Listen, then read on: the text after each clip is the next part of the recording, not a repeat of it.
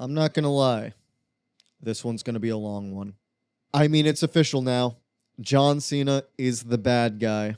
I mean, we're gonna get into all of that. There's so much to go over from Elimination Chamber Toronto 2025. Where to start?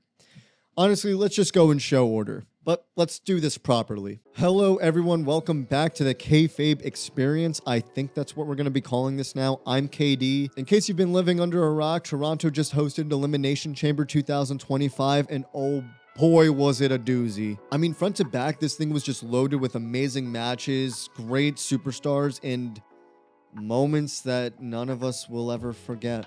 Moments that we'll be asking ourselves, where were you March 1st, 2025? Where were you? All right, so with that all being said, let's just jump right into it. Let's get started with the first match of the night, the Women's Elimination Chamber match. Just to recap what we got here, we had Bianca, Bayley, Liv Morgan, Alexa Bliss, Roxanne Perez, and, oh, that's right, Naomi. Did she do it?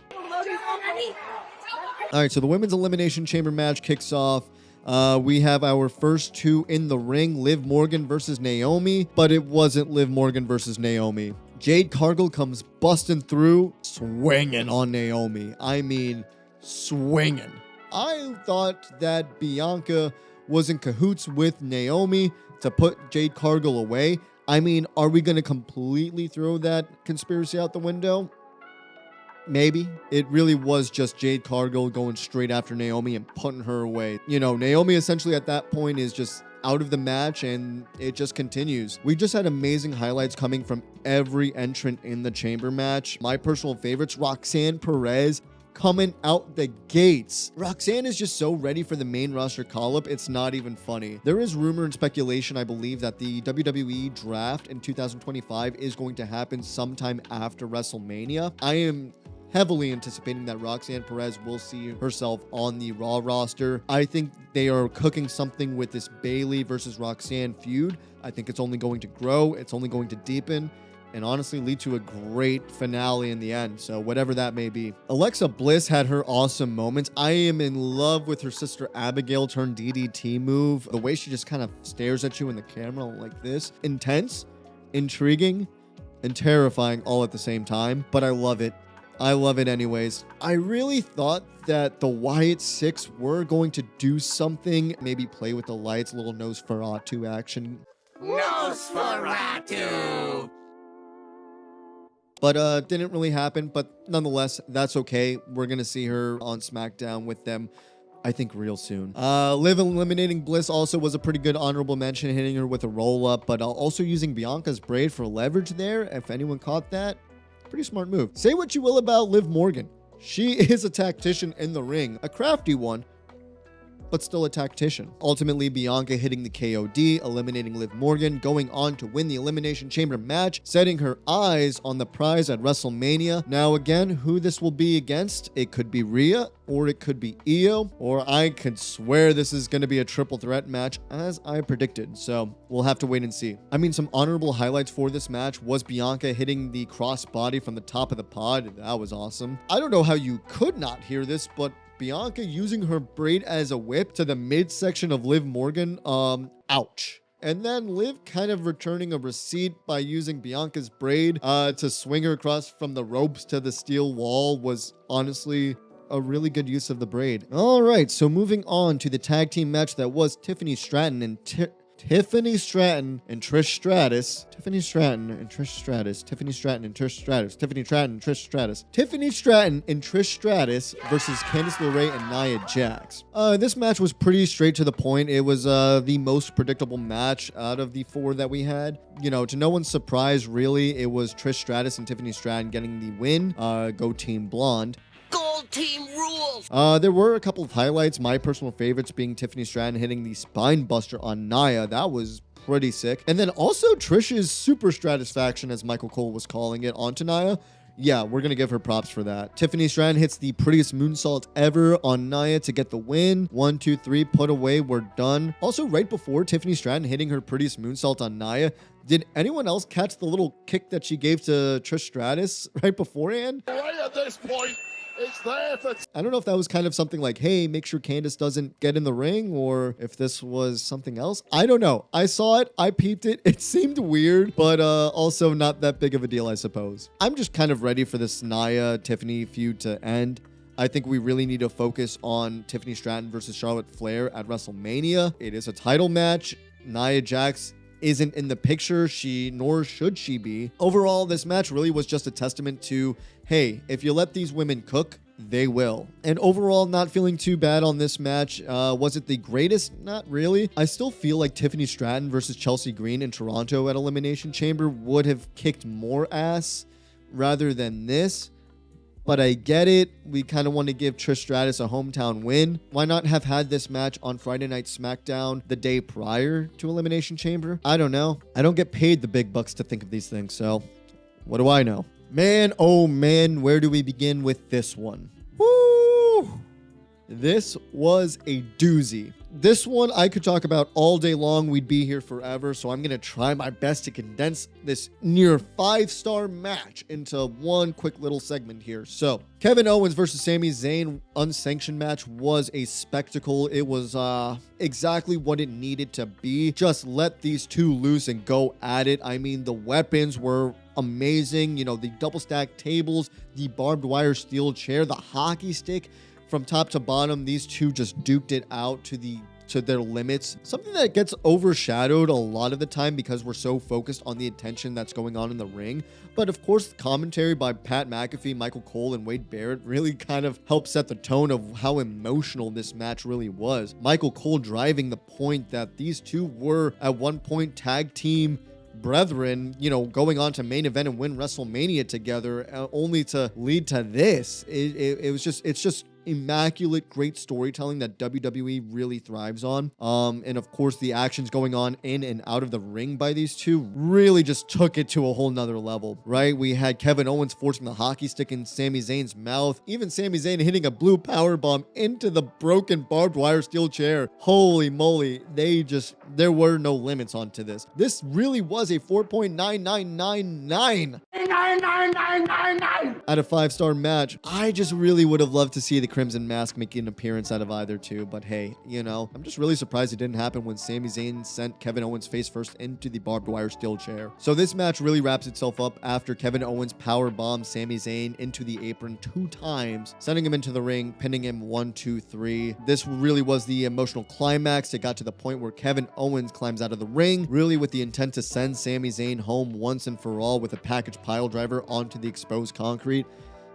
Until Randy Orton comes back. He is out for blood. Yeah, this is going to lead to death for Kevin Owens. I don't know. We see Randy Orton come into the ring. Kevin Owens damn near crying in frustration about what's about to go down. And Randy Orton hitting the perfect RKO onto Kevin Owens, giving him his payback for what he did to him, sending him out for a good amount of months, right? Then we got to see a little, you know, just a slight little vintage Randy Orton getting ready for the punt kick, but of course security has to block all the fun. So, you know, thank you WWE security for that one. You know, you're good for nothing most of the time, except when we really want it.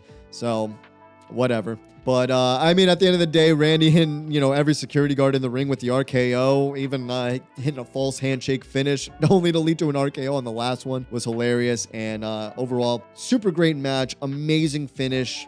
This is only going to lead to a pure cinematic moment for what I feel like is going to be a Randy Orton versus Kevin Owens at WrestleMania. All right, so here we are moving on to our final match, the Men's Elimination Chamber. Ooh-wee! Yeah, that's kind of the reoccurring feeling here. I will just say this, Logan Paul coming out with the American flag after Toronto booed the American national anthem at the beginning of the show is the perfect way to drive this go-away heat from fans into real character heat for Logan Paul. And we're gonna love to hate him. Seth Rollins coming out in his gear, paying homage to Bret Hart. Pretty nice touch, really like that one. You know, we got Priest paying homage to Undertaker by doing the tightrope, leading into a Hurricane Rana. That was very nicely done, Priest. Yeah, and then we got Cena, you know, coming out the gates from the pod, you know, attitude adjusting everyone, hitting Logan Paul with a vintage Cena 5-knuckle shuffle into the AA. Whoo-wee, Cena's back. I really do love the mixed reactions that we are getting from live fans between CM Punk and John Cena, two of WWE's biggest faces right now in the company, and they're just like torn on who to love more. So then we have our first and only pod break of the night with Seth Rollins buckle bombing John Cena into it. Michael Cole does a beautiful job on commentary here where he does make mention that, hey, if Seth Rollins buckle bombed John Cena into the pod, knocking him out for several minutes, why not have just pulled John Cena into the ring and then just pin him, right? It really was more of a storytelling moment than anything that Seth Rollins decided to divert his attention not onto the win, but onto CM Punk. You know, a rivalry brewing now for some time that eventually is just going to explode. So eventually this all comes full circle when it is left with CM Punk versus John Cena, as I predicted, to a transitional point to where Seth Rollins gets an opportunity to hit CM Punk with a stomp right before he leaves the chamber, eventually giving Cena the opportunity to get him into an STF hold and not even submitting him, but just knocking him out cold. Seth Rollins seen laughing at the scene of the crime, and it's John Cena going on to do what he said he was going to do. Main event WrestleMania. What is best for business is I main event WrestleMania. So the Cody response segment came in right after John Cena secured his victory in the Elimination Chamber. John Cena celebrating his win, and then Cody Rhodes hitting his music, walking right out to the ring. Cody Rhodes coming out in all black. Not a color that we see on Cody Rhodes too often, except for one time or another. Right? He didn't do his woe thing in the ring. Cody's going to say yes. Cody's going to go full heel on this. Cody is going to give his soul to The Rock, right? So we got Cody Rhodes, John Cena having a moment in the ring. And then, of course, The Rock. But not just The Rock coming out with Travis Scott. Yeah, so I mean, I get The Rock coming out, of course, but then Travis Scott coming out alongside with him. Is Travis Scott playing some type of support character for this evil final boss villain arc that we're experiencing? This world shall know pain. And also, I don't know, was this just me or was Travis Scott just blunt rolling in the corner of the ring, kind of saging the vibes, the atmosphere? I don't know. I swear to God, I'm pretty sure it was a blunt. All right, so we're going to cut right to the chase on this one. We have The Rock. He's asking Cody, are you going to be mine? Am I going to be yours? Are we going to do this together? Am I going to take you to the top? Right? And we had literally Cody Rhodes saying, Hey, Rock!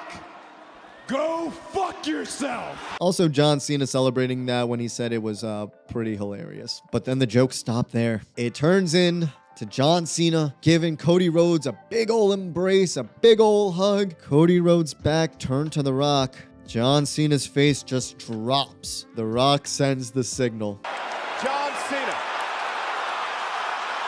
John Cena hits Cody Rhodes with a low blow, takes the gold Rolex that is so precious to Cody Rhodes, uses them as brass knuckles, drives them into Cody's face, takes Cody Rhodes' Undisputed Championship belt and drives it not once but twice into Cody Rhodes' face, rips Cody Rhodes' shirt off, chokes him out with his tie. Cody Rhodes is busted open. John Cena grabs Cody Rhodes' legs. Travis Scott grabs Cody's head, ultimately slaps him, leaving Rock to use the weight belt, whipping Cody, something we've seen one too many times before. Poor Michael Cole distraught, asking himself after everything that John Cena has done in his career, he's gonna stoop to this. Cena standing menacingly with his foot right over Cody Rhodes' head. The Rock, Travis Scott, all in the ring together, marking heel turn Cena.